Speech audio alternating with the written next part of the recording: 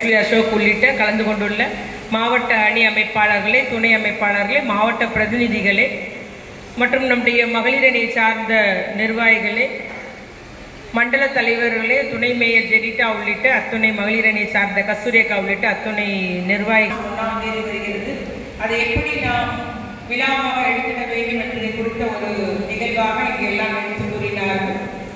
ஆகவே நம்முடைய முதலமைச்சரோட அறிவிப்பின்படி எப்போதுமே இந்த பிறந்தநாள் விழா என்பது கொண்டாட்டங்களாக இல்லாமல், பொழுதுபோக்கு நிகழ்ச்சியாக இல்லாமல், அது ஏழை ஒருவருக்கு உதவிக்கரம் நீட்டக்கூடியதாக, ஏழை எளிய மக்களுக்கு பலன் தரக்கூடியதாக நம்முடைய பிறந்தநாளை கொண்டாட வேண்டும் என்று ஒவ்வொரு முறை நம்முடைய தலைவர் அவர்கள் நமக்கு அறிவித்துள்ளார்கள். அதன்படியே வடக்கு மாவட்டத்திலும் பொறுத்த வரைக்கும் அத்துணை கிளைக்கழகங்களிலும், மாநகராட்சி, நகராட்சி வட்டக்கழகங்களிலும், அதுபோல பேருரை சார்ந்த வார்டுகளிலும் அந்த அன்று கொள்கை விளக்க பாடல் ஒளிபரப்பு செய்து கழக கொடிக்கம்பங்களில் புதிய கொடியேற்றி இனிப்புகள் வழங்கிட வேண்டும். அதுபோல நீங்கள் நலத்திட்ட உதவிகள் ஏழை எளிய மக்களுக்கு என்ன தேவைனாலும் அதை செய்யலாம். அதுபோல நம்முடைய மருத்துவ முகாம்கள் அன்று பிறகு 1ஆம் தேதி பிறகு குழந்தைகளுக்கு தங்க மோதிரம் அணிவித்து, குழந்தைகள் இல்லங்கள், முதியோர் இல்லங்கள் எல்லாம் மதிய உணவு, காலை உணவு வழங்குதல், அதுபோல மருத்துவ முகாம், விளையாட்டு போட்டிகள், வாலிபால் போட்டி ஏற்பாடு பண்ணியிருக்காங்க. விளையாட்டு மேம்பாட்டு அணியின் சார்பில் நம்முடைய கபடி போட்டி ஏற்பாடு,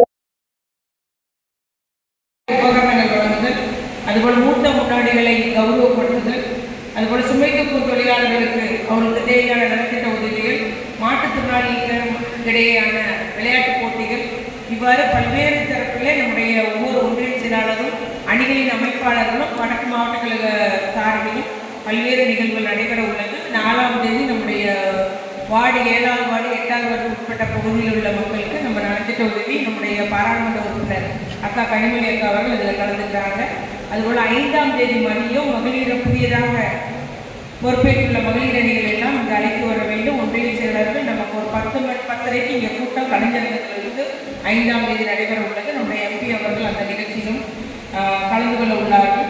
அதே போல் நம்முடைய மருத்துவ முகாம் வருகின்ற 2ஆம் தேதி ஆண்டும், அதுபோல நம்முடைய முதலமைச்சர் அவர்கள் எல்லாரும் எந்த அளவுக்கு நெருக்கடி கொடுத்தாலும் நமக்கு தொடர்ச்சியாக ஒன்றிய இப்பொழுது நமக்கு கல்விக்கான SSCக்கான அந்த நிதி ஒதுக்கீடு நமக்கு தரல, பேரிடர் நிதி கூட நமக்கு தரல. அதுபோல மும்மொழி கொள்கையை பின்பற்றும் என்ற அளவுக்கு மத்திய அமைச்சரே பேசுகிறாரு. ஆக எல்லாமே நம்முடைய முதலமைச்சர் அவர்கள் தைரியமாக எதிர்கொண்டு, நான் திராவிட மாடல், நான் ஒரு திராவிடன், இவ்வளவுதான் நமக்கு நிதி நெருக்கடியான சூழ்நிலையில் கூட உங்களுக்கு எல்லாம் கண்கூட தெரிஞ்சது மகளிர் உரிமை தொகை, அதுபோல